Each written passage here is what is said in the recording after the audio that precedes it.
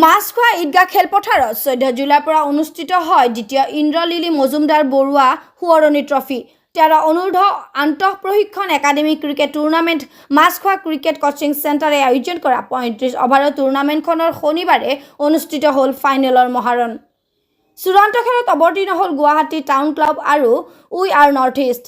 তীব্ৰ উত্তেজনাপূৰ্ণ মেচখনত 7 উইকেটত জয়ী হৈ চেম্পিয়নৰ খিতাপ দখল কৰে গুৱাহাটী টাউন ক্লাবে। আনহাতে ৰানাৰ্ছ আপৰ সন্মান বুটলিছে উই আৰ নৰ্থ ইষ্ট দলে।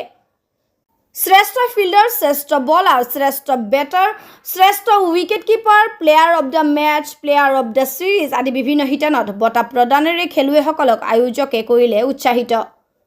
তদুপৰি প্ৰশিক্ষক, আম্পায়াৰ, স্কৰাৰ সকলকো মমেণ্টো প্ৰদানেৰে এই অনুষ্ঠানত কৰা হয় সন্মানিত। টুৰ্ণামেণ্টখনৰ সন্দৰ্ভত জনালে মাছখোৱা ক্ৰিকেট কোচিং চেণ্টাৰৰ সম্পাদক মকবুল হুছেইনে।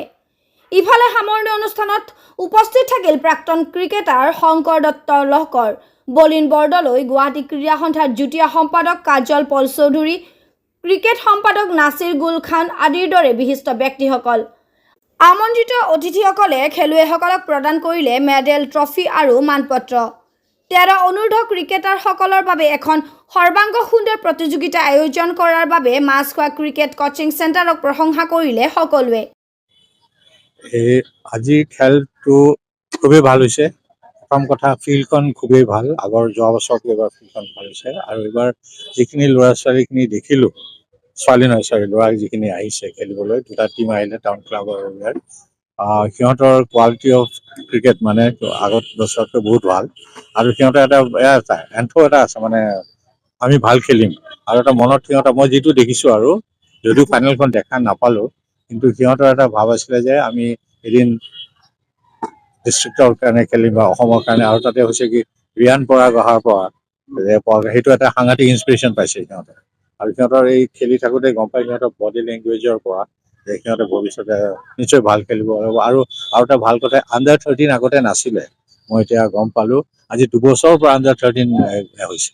গতিকে ইয়াৰ পৰা হ'ব কি, যেতিয়া সৰু সৰু ল'ৰাবিলাক এতিয়া খেলিব ওলাই আহিব, তেতিয়া সাধাৰণতে কি হয়, অলপ বয়সীয়া ল'ৰাবিলাকে মানে ক্ৰিকেট খেলে বা খেলিছিলে, এতিয়া একদম তলৰ পৰা খেলিবতো। গতিকে কোৱালিটি অফ ক্ৰিকেটটো অসমৰ মে মাহতে আমি আমাৰ এই কোচিং একাডেমি আৰম্ভ কৰিছিলোঁ আৰু আমাৰ সন্মানীয় দেৱজিৎ শইকীয়া ছাৰে উদ্বোধন কৰিছিল এই একাডেমিখন। আৰু তাৰপিছতে আমি তেখেতৰ পৰা কিছুমান দিহা পৰামৰ্শ পালোঁ। আমি যোৱা বছৰ প্ৰথম বাৰ্ষিক খেল পাতিছিলোঁ ইন্দ্ৰলিলি মজুমদাৰ বৰুৱা, আৰু এইবাৰ দ্বিতীয় বাৰ্ষিক।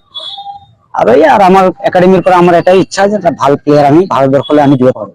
দ্বিতীয় বাৰ্ষিক ইন্দ্ৰলিলি মজুমদাৰ বৰুৱা টুৰ্ণামেণ্ট, আৰু এইখন খেল আমি আজি জুলাই মাহৰ 14 আগষ্টৰ পৰা আৰম্ভ কৰিছিলোঁ আৰু সৰ্বমুঠ 16টা দলে যোগদান কৰিছিল। অসম মানে গুৱাহাটীৰে আৰু আমাৰ ইণ্টাৰ ডিষ্ট্ৰিক্ট। আৰু আজি ফাইনেল খেল হৈ আছে গুৱাহাটী টাউন ক্লাব আৰু উই আৰ নৰ্থ ইষ্টৰ মাজত।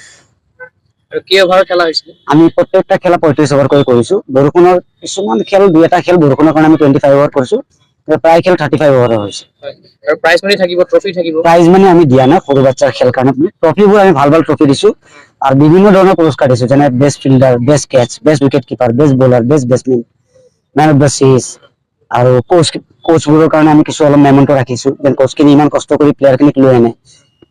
আমাৰ বেলেগ উদ্দেশ্য একো নাই, আমাৰ এটা উদ্দেশ্য যে আমি আমাৰ এই টুৰ্ণামেণ্টৰ জৰিয়তে বা আমাৰ একাডেমিৰ জৰিয়তে আমি যেন প্লেয়াৰখিনিক আগুৱাই লৈ যাব পাৰোঁ আৰু ভৱিষ্যতত আমাৰ এই গ্ৰাউণ্ডৰ পৰা যেন ভাৰতবৰ্ষত হৈ যায় মেলি খেলৰ সুনাম কমাব পাৰে। আৰু এই ক্লোজিং চেৰেমনিত শান্তনু লহকৰ বুলি এক্স ক্ৰিকেটাৰ, তেখেতে আহিম বুলি কৈছে, আৰু লগতে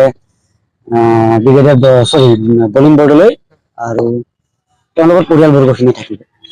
নিউজ ডেস্ক ৰিপৰ্ট ইত্যাদি A to Z।